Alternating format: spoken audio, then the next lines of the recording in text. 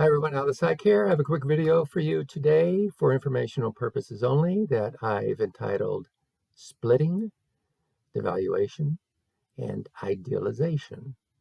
Okay, so have you ever been in a relationship in which your partner idealized you, where you were the greatest human being ever to walk the planet, where you could do no wrong, and then suddenly you were devalued? You were the worst human being ever to walk the planet, where you could do no right. Okay.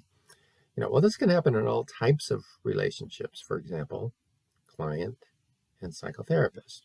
One week I could be the greatest, wisest, most compassionate therapist in the world.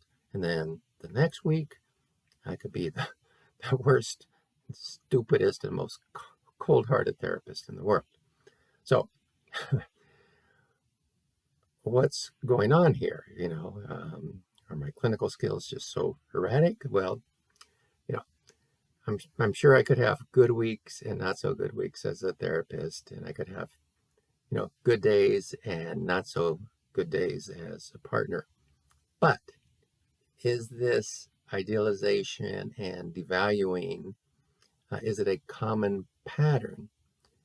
Then what I say could, be going on is that the individual you're dealing with has a borderline or a narcissistic personality disorder. And obviously there's much more to making the diagnosis of borderline personality disorder or narcissistic personality disorder than, just engaging in idealization and devaluation. But it is something to kind of keep in the back of your mind. So individuals with borderline personality disorder or narcissistic personality disorder often engage in what's called splitting, okay? And basically it's, a tendency to see things or individuals in this case as all good or all bad. The gray, the middle ground, just often gets ignored. So instead of like a continuum of sorts, they're often working in this dichotomous framework.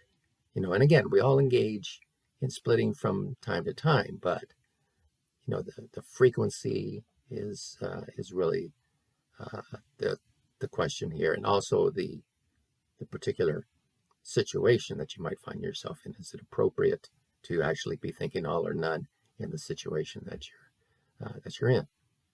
So, being on the receiving end of the idealization and devaluation can be unsettling. Now, obviously, being devalued is no fun, but even idealization, in my mind anyway, can be a bit unsettling. Now, think about this.